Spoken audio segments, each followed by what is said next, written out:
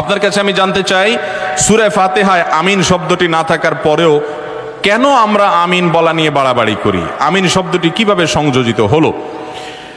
আমিন শব্দটি সূরা ফাতিহার মধ্যে নাই। সূরা ফাতিহার আয়াত কয়টা ভাই? 7টা আয়াত। এই 7টা আয়াতের মধ্যে আমিন নাই। সুন্দর প্রশ্ন। তো সূরা ফাতিহার মধ্যে আমিন নাই, সেখানে এটার পরে আমিন নিয়ে আমরা আবার মারামারি করি কেন? যৌক্তিক প্রশ্ন। দ্বিতীয় প্রশ্ন হলো যে এই আমিন কে যুক্ত করলো? কোরআনে নাই, তাহলে কোত্থেকে আসলো? ভাইরা আমার, এই আমিন যুক্ত করেছেন স্বয়ং নবী করিম সাল্লাল্লাহু আলাইহি ওয়াসাল্লাম। তিনি বলেছেন, মানুষ যখন সূরা ফাতিহা পড়ে, বিশেষ করে জামাতে ইমাম গায়রিল মাগদুবি আলাইহিম ওয়ালাদ-দাল্লিন সূরা ফাতিহা পড়ে যখন শেষ করে, যে ব্যক্তি ইমামের এই সূরা ফাতিহা শেষ করা শুনে, সূরা ফাতিহার শেষে অনেকগুলো দোয়া আছে আল্লাহর কাছে, আমরা অনেকে জানি না, না জেনে পড়ি। আল্লাহ আমাকে সঠিক পথে পরিচালিত করেন। কত যুবক, কত মানুষ ভুল পথে গিয়ে জাহান্নামে চলে যাবে, আমি যেন সঠিক ট্র্যাকে জান্নাতের পথে রুটে থাকতে পারি, দোয়া আছে।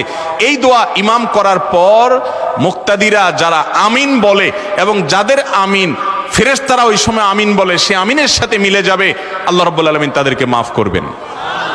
ভাইরা আমার, তাদের জন্য পুরস্কার রয়েছে, সুসংবাদ রয়েছে। এই জন্য এই সূরা ফাতিহার পরে আমিন বলার কথা স্বয়ং কে বলেছেন? রাসূল করিম সাল্লাল্লাহু আলাইহি ওয়াসাল্লাম। এটা কোরআনের অংশ না, কিন্তু সূরা ফাতিহার পরে আমিন বলা সুন্নাহ।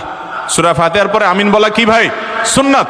এখন জোরে বলবো নাকি আস্তে বলবো? উভয় রকমের হাদিস আছে ওয়াইল ইবনে হুজর রাদিয়াল্লাহু তাআলা আনহু থেকে। এটা নিয়ে গন্ডগোল করার কথা হাদিসে নাই। হাদিসে দুই রকমের কথাই আছে এবং দুই রকমের কথাই উলামায়ে কেরাম নিজ নিজ গবেষণার দলিল হিসেবে পেশ করে থাকেন। এই গবেষণাগত মত পার্থক্য নিয়ে মারামারি করা, ঝগড়াঝাটি করা কোন অবস্থাতে জায়েজ নাই।